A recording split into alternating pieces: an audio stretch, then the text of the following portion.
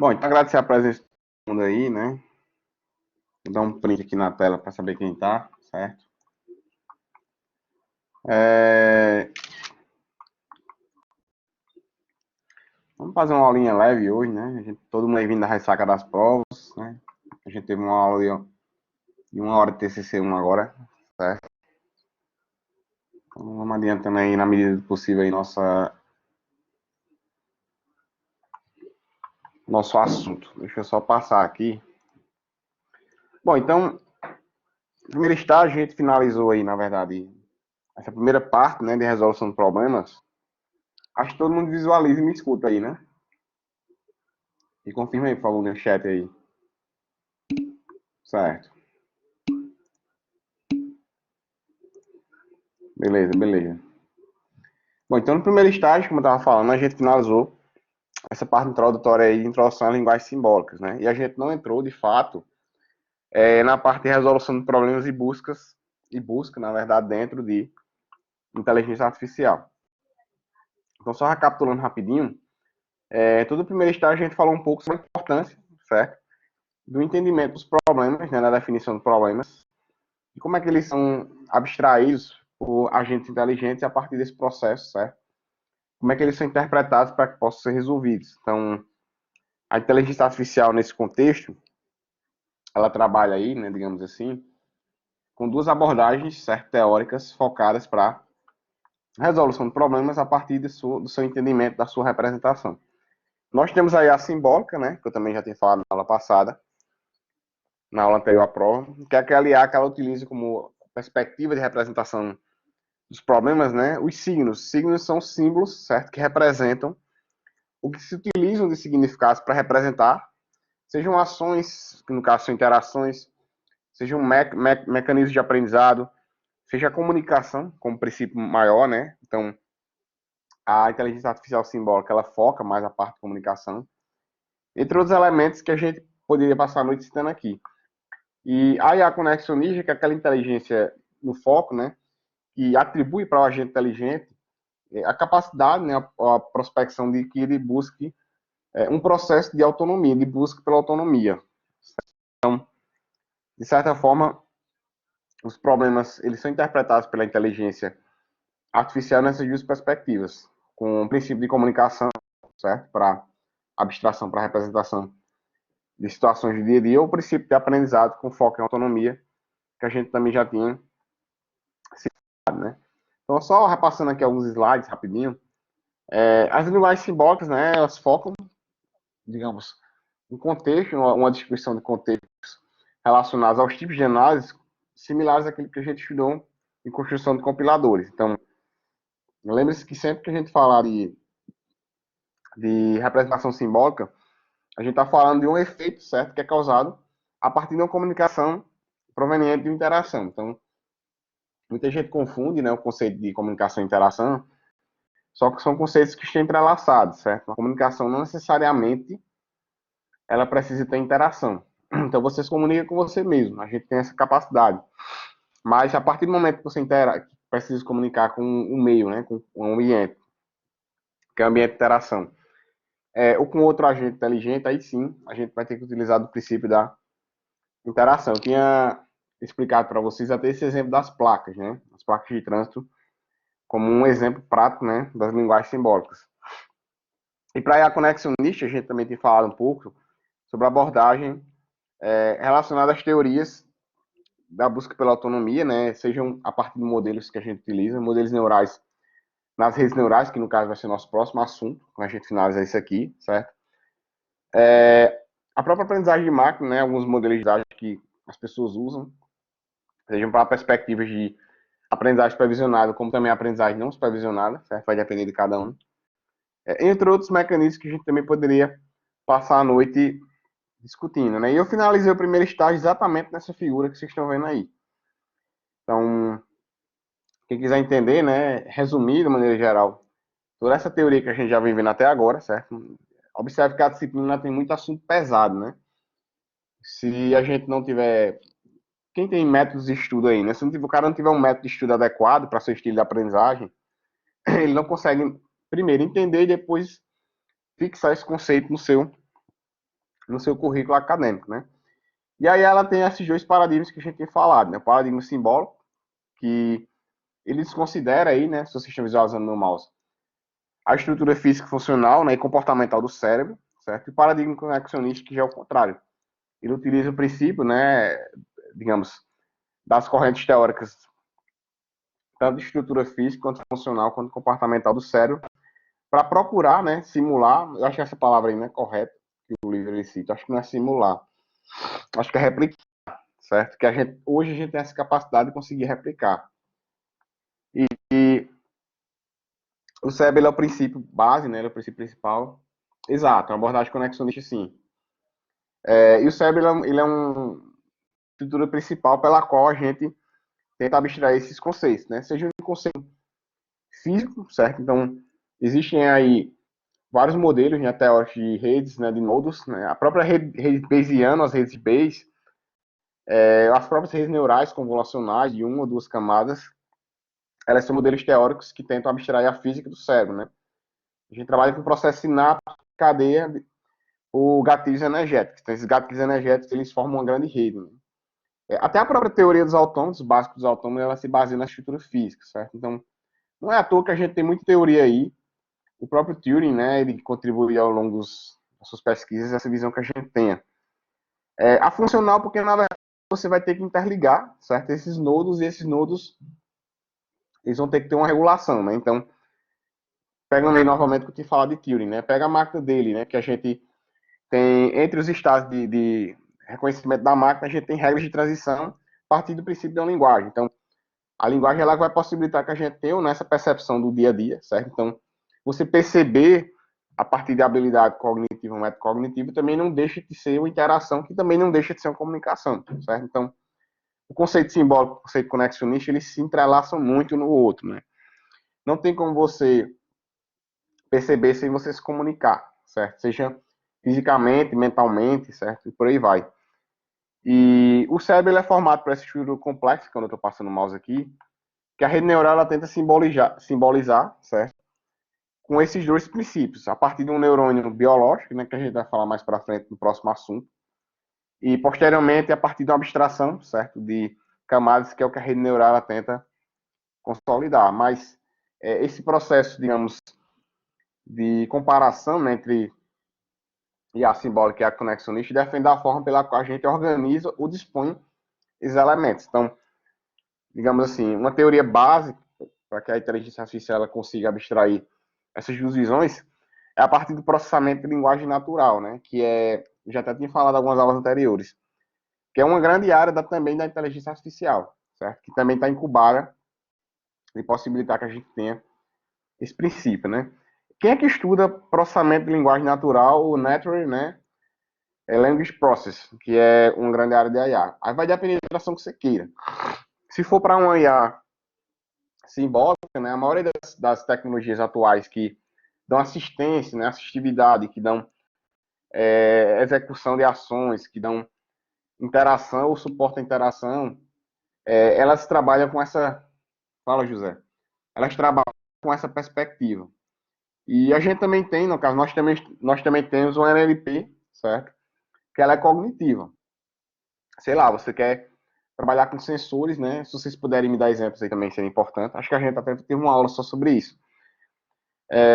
Acerca da comunicação assistiva, que ela vai ser cognitiva, né? Então você não interage diretamente com o ser humano a partir de uma língua ou a partir de qualquer outro processo, né, de interação que ele é formal, certo? Que ele é comum a ambas as partes.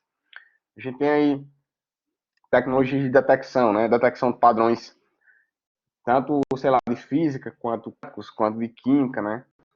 Você tem aí, a gente pegando até o gancho aí, né? A gente tem o coronavírus, que o pessoal está tentando até agora descobrir, né, várias características relacionadas a ele, tanto a questão genética quanto a questão comportamental. Então, até que se identifique os padrões, digamos assim, celulares, né, e genéticos do coronavírus, vai ser um processo de reconhecimento. Então, também cai nessa questão de processamento de linguagem natural, certo? Para que esse mapeamento seja, digamos, gerado a partir de um processo de geração de padrões, esse processo de geração de padrões ele gere uma percepção que ela não vai ser assistiva, ela vai ser cognitiva, conforme a gente também já tinha falar. Então, aí tem as etapas, né, continuando o assunto, que o processamento de linguagem natural ele possibilita a gente ter. Como eu falei, a gente falou no semestre passado, né, nas aulas de compiladores, né? Então, a gente tem as análises quanto à forma, certo? Então, eu acho que eu também já falei na aula passada, não foi isso aqui. Quanto à forma é você ter aí, sei lá, um signo, né, que ele representa a mesma informação de várias formas diferentes. Então, vamos pegar um exemplo aí, a nossa comunicação a partir de mímica, né, gestual. Nos Estados Unidos, a gente tem um gesto para tudo certo, diferente. No Brasil já é outro, né? Na China já é outro, sei lá, em Londres já é outro, né? E às vezes tem gestos que você faz para um determinado ambiente, para um determinado contexto, que você se classifica lá. E esse gesto ele não necessariamente implica dizer que vai ser o mesmo significado que em outro local, né? Gera até essa questão de ambiguidade, né? O pessoal que trabalha com Libras, né, que é a língua brasileira de sinais, é um exemplo prático disso. A análise sintática é justamente o efeito que cada signo desse ele vai ter. Então, todo mundo agora está entendendo o que eu estou falando, porque eu estou falando utilizando palavras que são formadas a partir do nosso alfabeto, né? Que são as letras que a gente tem, de A a Z. E a gente segue regras gramaticais que é a partir de uma língua portuguesa. E Ícaro está falando alguma coisa aqui, deixa eu ver. Ícaro está dizendo, as próprias linguagens de sinal americana é uma e a inglês é outra. Exato, também não sabia disso, viu, Ícaro? No caso, Libras, eles têm signos diferentes no caso, inglês britânico, do inglês americano, é isso? Eu não sabia disso não, cara. Que legal isso. Eles têm regras, até regras gramaticais eles têm diferentes, né? Exato, diferente por língua, né, João? Eles têm regras gramaticais diferentes, então acredito que... Exato, então acredito que até os signos sejam diferentes. Eu não sei se no caso o inglês americano, o inglês britânico e o português daqui, o português de Portugal, eles chegam a ter morfologias diferentes, que no caso são representações gráficas diferentes, certo? Se tiver, vocês me avisem aí. Mas eu acredito que os alfabetos também são iguais, né? Os alfabetos, tanto morfológicos quanto sintáticos, certo? A forma com que a gente escreve, não chega não. Eu acho que já seria muita peculiaridade, né? Mas tanto a questão da forma quanto a questão da sintática, elas também são abstraídas, certo? E o padrão semântico, que é esse terceiro balãozinho que tem aí, é a questão do significado, certo? Na semântica, ela também é muito contextual. Às vezes você está num ambiente que você fala uma expressão, você fala uma frase, e dá um contexto, ou até um processamento de linguagem natural daquele ambiente, a pessoa não entende, né? Enfim, a gente aqui no Nordeste tem várias gírias, tem várias frases que se o cara falar lá no sul do país, né, ou falar no centro-oeste do país, ou no sudeste do país, a galera não vai entender. É a mesma coisa aqui, ao contrário, né? Vem alguém de fora e fala alguma coisa aqui na região da gente, a gente não entende, certo? Apesar das palavras elas serem claras, mas não é um dialeto comum, certo? Tanto em aspectos sintáticos quanto semânticos para que a gente possa discutir. E a mesma coisa acontece para a pragmática. A pragmática ela se difere da semântica, porque a pragmática é a reunião de vários sentidos, né, explicitados pela semântica. Então, você pega um texto, dois textos, quatro textos, aquele texto ele perdura, digamos assim, com um entendimento, com um significado universal, certo? E essa universalidade ela prevalece até que você reconstrua todo esse processo. Eu estava até assistindo esses dias, não sei se vocês gostam também, né?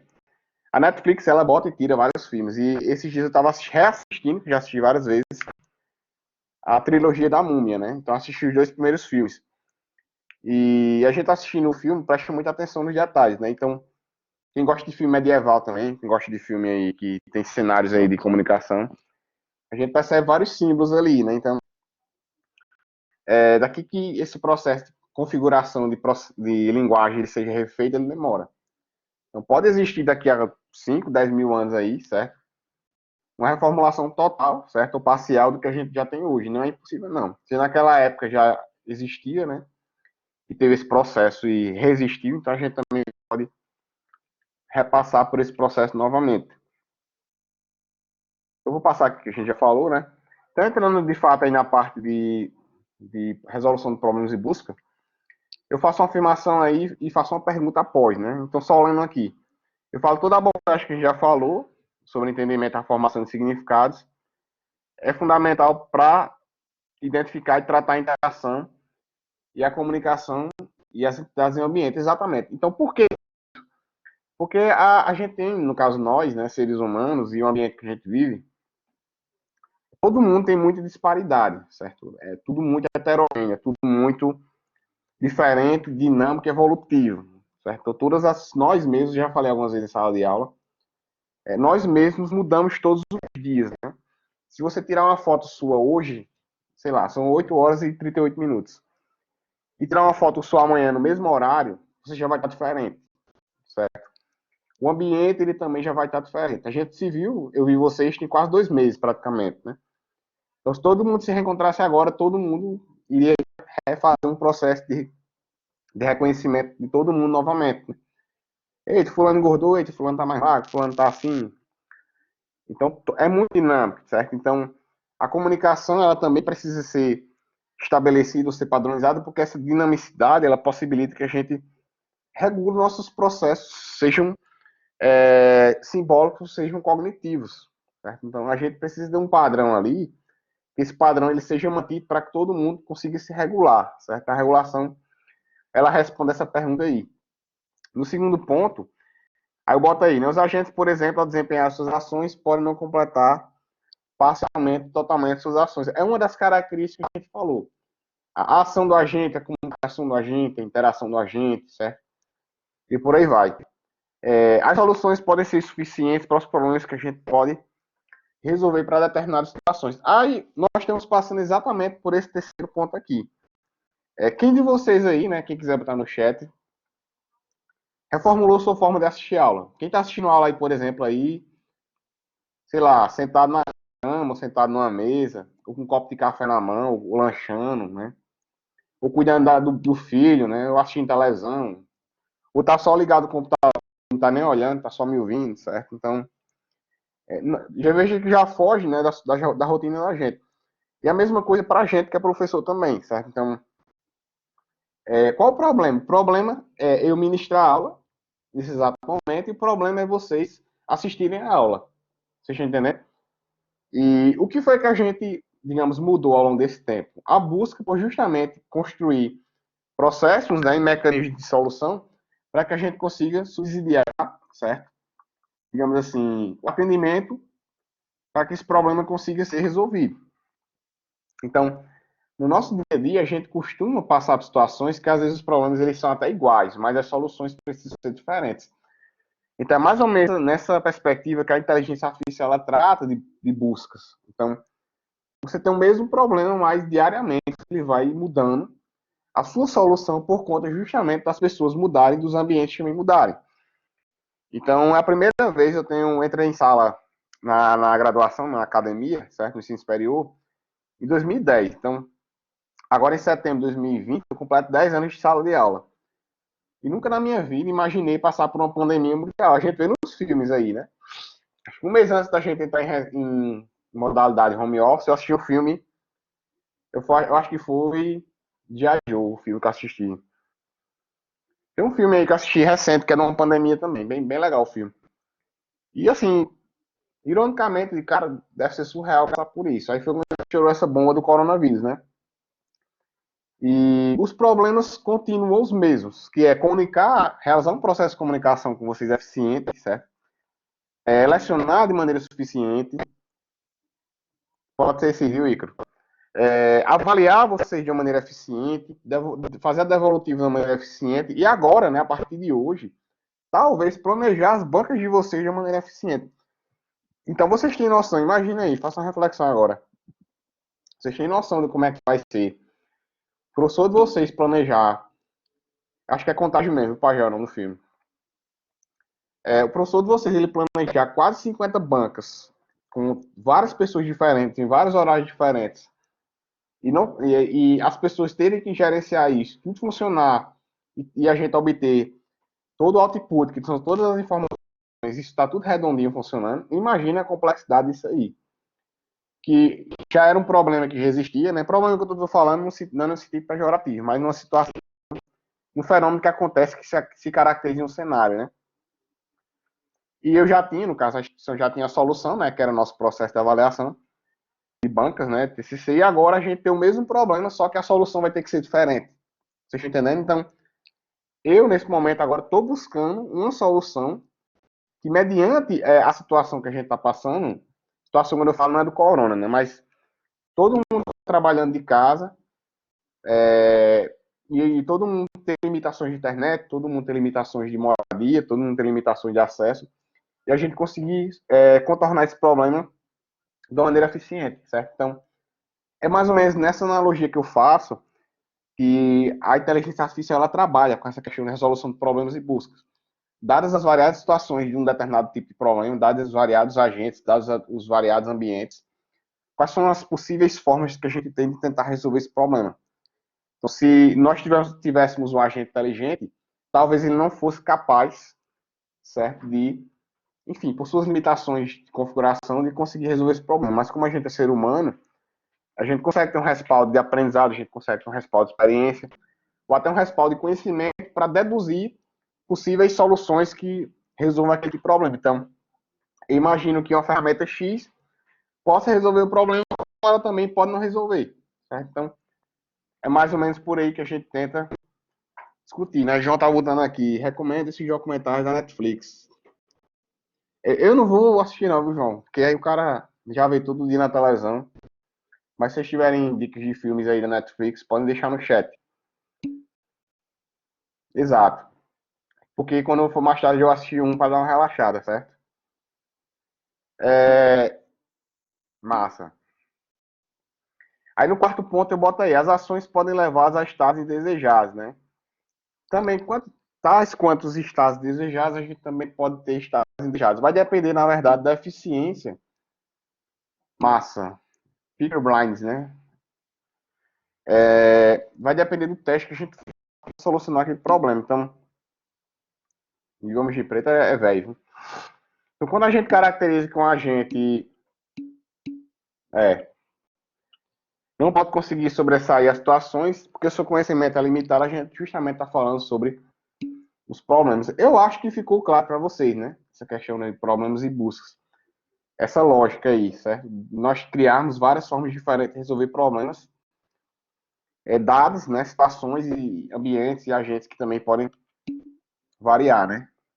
Tá bom, já encerrou a questão do filme aí. Então, um clássico da literatura da IA para resolução de problemas é essa representação do aspirador de pó. Acho que vocês visualizam na imagem aí, né? Então, como eu tinha falado, o problema da IA ele também é similar às pessoas. Na verdade, ele é baseado nas pessoas, certo? Não tem como você criar um problema que nem você sabe resolver e vai empurrar para a inteligência artificial resolver. O problema, na verdade, você não consegue nem resolver, mas você sabe que ele existe, certo? Pois é, né, Luiz? Na hora de falar filme, todo mundo fala, mas na hora de comentar o assunto, ninguém comenta, né? Então, é algo muito comum que a gente, às vezes, tem esse engano, certo? Não é que a IA ela vai resolver um problema que a gente não saiba, ela pode resolver um problema que, na verdade, a gente não conseguiu construir uma solução para ele eficiente. Aí entra no conceito lá de Turing novamente, que é o de teoria de complexidade e computabilidade, né? Que ele fala até no filme dele acerca sobre isso. Aí para provar isso aí, a gente pode olhar esse exemplo aí de aspirador de pó. No caso, nós temos um aspirador de pó, certo? Nessas caixinhas aqui, que você observa que ele pode ir tanto para o lado esquerdo quanto para o lado direito, né? E o agente ele percebe que ele está no quadrado se existe uma sujeira naquele quadrado que ele está, certo? E ele pode se mover para a direita ou para a esquerda, ou ele pode aspirar a sujeira, ou ele pode não fazer nada, certo? Então, observem aí que ele pode começar de um lado e ir para o outro, começar do outro e fazer o sentido oposto, certo? E para dar uma resumida aí, né? Para não ter que fazer todo o passo a passo. E no final aqui, ele pode resolver o problema de duas formas diferentes, ó. Tanto ele começando do lado esquerdo para o direito, quanto do esquerdo para o direito, do direito para o esquerdo, certo? E fazendo o processo oposto, e no final ele consegue ter o problema resolvido de várias formas. Então, qual é a grande questão de dificuldade que a gente tem hoje, né, de modelar modelos inteligentes com inteligência artificial? Eu já alerto isso para muita gente que trabalha com IA, que vai defender TCC. Não é você resolver o problema, é você escolher o mecanismo correto de resolvê-lo, certo? Eu já falei algumas vezes em algumas aulas anteriores também. Às vezes eu vejo a galera que vai trabalhar com mineração de dados, a galera que vai trabalhar com visualização de dados, né? E pega uma base, minera, refina, enriquece, faz todo o processo de KDD. E o cara pega um TCC na internet e roda o mesmo teste que o cara do TCC da internet que ele acha que ele rodou. E dá uma acurácia alta. Ah, professor, eu achei uma acurácia de 94%. Bicho, se tu pegar os dados 100% limpos, não consegue às vezes dar essa eficiência, essa acurácia. Imagine com uma base que é de terceiro, né? Então, cuidado, certo? Nem sempre a forma mais simples de você resolver um problema é a melhor. E às vezes a forma mais complexa ou mais difícil também não é a melhor, certo? A busca para a resolução de um problema depende de vários aspectos, dos quais, sei lá, o mecanismo de busca para resolvê-lo pode ser uma dessas justificativas, né? Então, a resolução de problemas utilizando aspectos da inteligência artificial, ela depende de dois aspectos. Aí eu trago os dois aí para a gente entender, né? Primeiro é entender que a resolução é o ato de tentar representar uma forma de solucionar o problema, que foi o que eu acabei de falar. Então, eu estou passando por isso agora na pele, né? Então, todo dia os professores, a gente se desdobra, certo? Para vocês pode parecer simples, porque para vocês chega o produto final, certo? A gente chega para vocês o output processo, mas tanto planejamento, quanto estratégia, quanto execução, quanto outros elementos que a gente trabalha para produzir aula e avaliações e comunicações para vocês, tem exigido bastante da gente em vários, digamos, fatores, certo? Seja na questão ferramental, seja na questão logística, seja na questão de tempo, seja na questão até de paciência, né? Muita gente pensa que o cara, o da aula de casa é muito bom, mas não é. Porque em casa nem eu consigo trabalhar direito, nem consigo descansar direito. É diferente, até o contexto, o ambiente, ele influencia, né? Eu acho que eu ensino melhor na sala de aula presencial, estando em pé, andando, gesticulando, vendo os alunos, certo? E descanso melhor sem estar com o computador ligado em casa, né? Porque ficar associando uma coisa da outra. Então, é uma reconfiguração, certo? Dos ambientes, dos mecanismos que eu estou usando, das ferramentas que eu estou usando, dos métodos que eu estou usando, para solucionar um problema que eu já tenho a solução.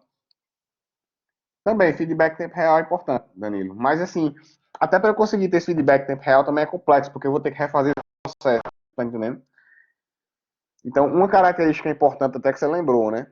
Se a gente ficar recalibrando o processo, os mecanismos de busca para resolver problemas, não consegue resolver. É a mesma coisa de um TCC. Se você toda hora ficar procurando um erro no seu TCC, você vai achar erro eternamente, porque vai estar sempre aparecendo um erro, certo? Tem um momento que a gente tem que botar um limiar. E o segundo aspecto é entender que a resolução do problema depende de um processo. Então, tudo na vida da gente depende do processo. Qual o primeiro passo? Qual o segundo passo? Por aí vai, certo? Alguém quer falar aí? Que eu vi que alguém ligou o microfone. Quem foi que ligou o microfone aí agora aí? Ninguém?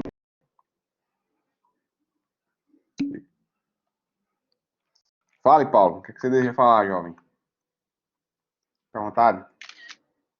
Deixa eu só fazer a chamada aqui rapidinho.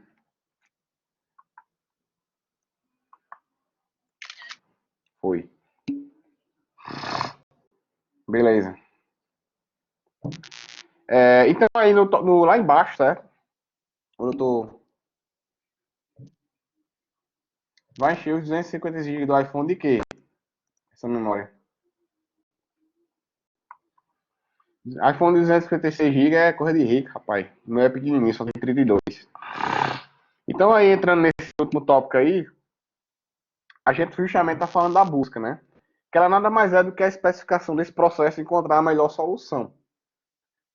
Então, sempre que vocês ouvirem falar de busca, né? A busca ela é um assunto clássico dentro da computação, está atrelada em várias áreas, né? Então, ela é interdisciplinar, mas, digamos assim, a origem, né, desse termo, ele foi fundamentado na IA, ela possibilita com que esse processo não ocorra, certo? A gente tentar resolver um problema, ou resolver problemas de maneira diferente, utilizando um processo, certo? Descrito, digamos, configurado, que você consiga medi-lo, para você, de fato, ver se aquele problema ele está conseguindo ser coberto, né, para que ele possa ser verificado posteriormente. Então, a busca ela é composta em etapas a partir de um processo, que, segundo a literatura, né, segundo Russell 9, Copin, entre outros autores, se baseia nessas 3 etapas aí.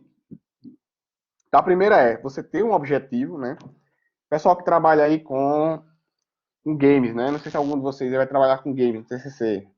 O game design, né? Que trabalha com game design, as engines de design para jogos que usam inteligência artificial, se baseia também em busca. A maioria das features, né, que a gente tem nos games atuais, que o pessoal acha que a inteligência artificial não é, certo? É um processo de heurística, que não necessariamente implica dizer que é um IA. Então, a mesma coisa que a gente tem nos sistemas de recomendações atuais. Muita gente pensa que os softwares que sugerem um texto, um conteúdo, um comportamento, uma ação, há um monitoramento comportamental do usuário, às vezes não é também. Certo? Às vezes ele se baseia em heurística também de busca.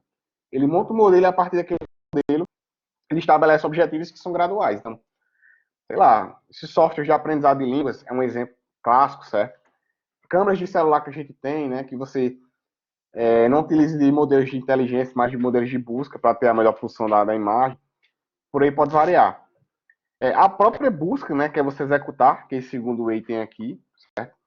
Que é alinhar ou possibilitar que todas essas ações elas sejam verificadas. Então, eu citei os jogos porque a gente tem, os jogos eles têm na verdade vários objetivos, né?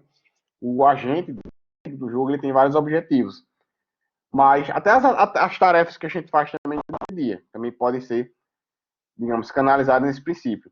E a execução é você testar se aquele processo que você elaborou, certo? Ou aquele passo a passo que você elaborou, ele de fato possibilita que aquela solução ela seja posta em prática. Então, depende de vários aspectos, os quais a gente também vai tentar entender a partir do princípio que a gente trabalha, certo? Deixa eu só olhar aqui. Vou deixar a busca cega para quinta-feira, certo? Vou finalizar a aula com esses 2 próximos slides aqui. Então, a busca ela é formada por várias etapas, dos quais eu citei, baseadas nesse processo, certo? Que dependem também da sua composição. Por quê? Porque nós temos vários mecanismos de busca diferentes, a partir de categorias que são diferentes. No caso, quinta-feira a gente vai começar a partir de busca cega, né? Então, busca cega ela já tem a perspectiva de representar e tentar resolver um dado problema a partir de uma lógica, certo? Para atribuição no objetivo, que é no caso você ter o item de resolução. Como é que você faz todo o processo, o passo a passo, para tentar realizar, digamos, a execução daquela ação para solucionar aquele problema e como é que você executa aquela busca, né? E todas elas, certo? Elas consideram alguns elementos como sendo principais para verificar essa efetividade. Então, vou usar como exemplo prático o próprio Google, né? Todo mundo aí, se abrir o Google e postar qualquer string lá, né, uma palavra, uma frase, você vai ter um retorno automático, certo? Seja de um site, um conjunto de sites, seja até de uma ação que você executa. Se você botar clock, você botar relógio, você botar calculadora, ele vai executar uma ação que vai ser aquela calculadora, certo? Então, aí já não é uma busca, já é uma ação diferente. Mas se tu botar em string lá, se tu botar uma frase, ele vai retornar lá, digamos assim, resultados que consideram certos itens e tem pesos para esses itens que, mediante ao modelo ou aos modelos, eu não sei porque eu não conheço o algoritmo do Google, que o Google ele implementa, certo? Esse retorno vai justamente utilizar como requisito para chegar para o usuário justamente esses itens que a gente está setando agora. Então, por exemplo, imagina aí o estado inicial, né? Que vai ser a situação ou ponto de partida para a definição do processo de busca. Então, nominalmente o site ele está online lá, certo? Seja aquela pizzaria que você está buscando, seja aquela loja que você está buscando, ele está lá. Então, ele não está pré-condicionado a ser o primeiro da lista. Então, ele é dinâmico, certo? Vamos supor que todo mundo vai numa pizzaria próximo da sua casa. A pizzaria ela é bem conceituada, mas todo mundo começa a criticar a pizzaria. Então, ela não vai ficar sempre tendo o primeiro retorno nas buscas. Ela já pode ir descendo, certo? Porque os comentários negativos ou qualquer outro mecanismo de avaliação, ele já pode ser considerado um princípio dentro daquele processo de busca, certo? Para que ela possa ou não retornar de uma dada posição, né? O AdWords, né, que o cara paga para o Google ele mostrar a busca anteriormente, né? Tem gente que paga para que o site apareça nos primeiros resultados, pode ser um elemento, né?